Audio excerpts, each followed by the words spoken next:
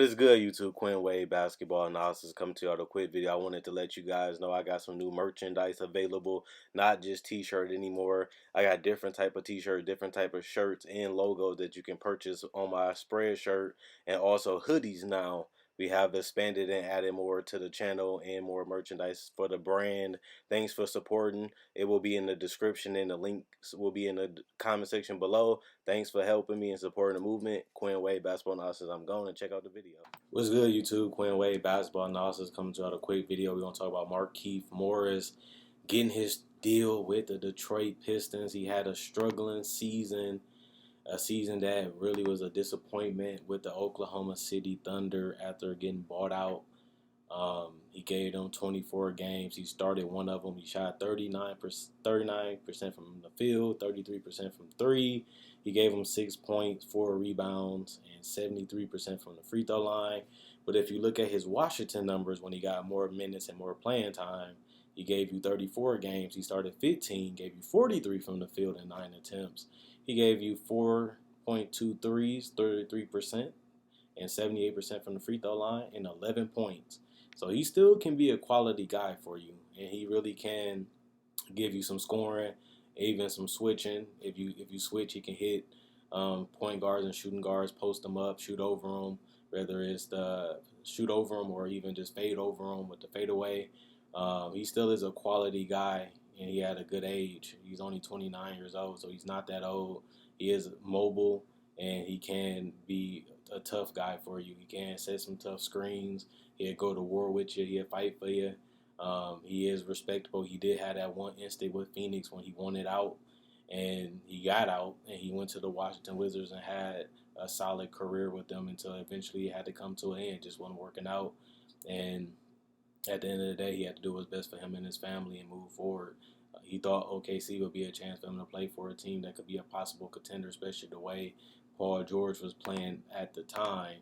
But, didn't happen because of the shoulder injuries, and they ended up getting knocked out in the first round, which is unfortunate, but it happens like that, especially in the Western Conference. It's tough, but I still feel like he's a quality player for them, and you picking them up for dirt cheap, and you need somebody that can relieve Blake Griffin. Blake Griffin got to do so much for this team because he really doesn't have the right fit with him and Drummond. Reggie Jackson been injured a lot, plus at the same time, he hasn't been an offensive player that we thought. He did help them get to the playoffs twice, but they needed him to play at that all-star level, that 18-7 level that he did in Detroit before. They needed that for the entire season. And if they're not going to get rid of Reggie Jackson, he needs to really challenge himself to get to that level of being able to dominate the game at the best of his ability, which I know he can, because I fuck with Reggie Jackson back in the day.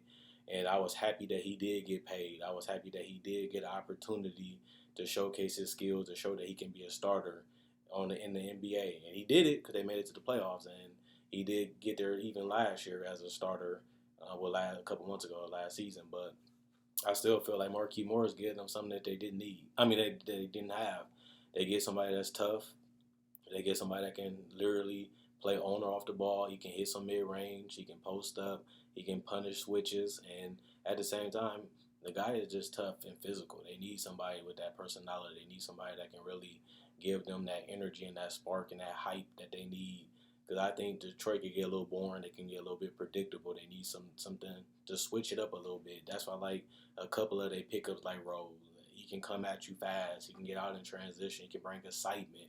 And I think Markieff Morris can do the same. Plus, like I said, you need somebody that can really give you quality minutes when Blake Griffin is on the bench. Quality minutes if he does go down with a minor injury. And I feel like Markieff Morris can come in there and give you the 12, 15 points when you need it, even if it's on a couple weeks, even if it's that game. He's capable of giving you decent numbers and the quality minutes. So they needed something like this. And I like that acquisition of Derrick Rose. I like the acquisition of Tony Snell because they need more versatility. They need more options. They need more creativity. I feel like they're just too bland and too predictable. Play a lot of pick and roll, spread the floor with Blake Griffin. They need more different looks, more different styles, more different ways to play, more options to play, because they really is a one-dimensional team. Pick and roll Blake Griffin and Andre Drummond, or pick and roll with Reggie Jackson and that's all they really have. But now they can play a lot of different styles. They can play small, they can play big, and now they got a guy that can just add to that versatility, that can play multiple positions, just like Don Maker. He can play center, he can play power forward, and just like Tony Snell, he can play 2, 3, 4, and he can switch and guard 2, 3s, and 4s and still give you 3-point shooting at all those positions, while also being able to give you some athleticism. So I think the moves they made mixed things up and gave more variety. And I think that that's the way they should go with this bench. Dwayne Casey is a creative coach. He knows how to get his players in the right spots. He knows how to get them to the best of their abilities. And he got the best out of this roster last year, but he's going to need more help if they want to keep up with the other acquisitions that's going on. They're going to need more pop. They're going to need more hits.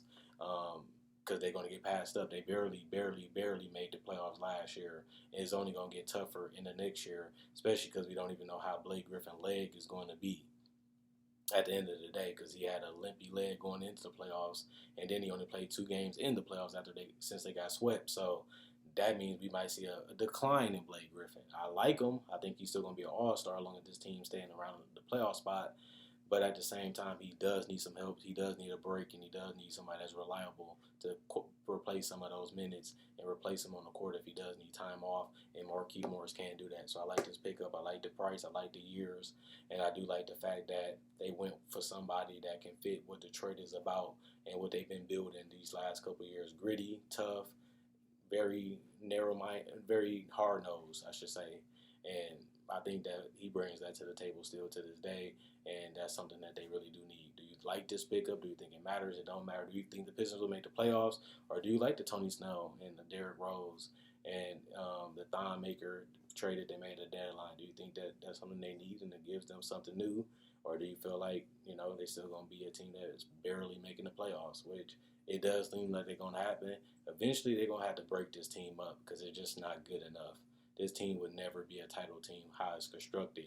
So either they're going to just kind of try to compete to be relevant, or eventually they're going to have to make a move that just changes everything about this team and pushes them into a different direction. They really shot themselves in the foot with the Blake Griffin trade and keeping Drummond and having Reggie Jackson on this contract. Good part about it is Reggie Jackson contract is coming off the books. Bad part about it, now you got to find somebody to replace him if you want to stay in a competitive keep making the team competitive for years to come. So it's happy that he's coming off the books because he hasn't played up to the contract these last 2 years. Sad part about it, now you got to find somebody to replace him and still be able to take you to a higher level than he left. So either you replace him with somebody better, or you're going to get somebody worse at the end of the day. They only can go up from here, so hopefully they really do, because they are already at the narrow border.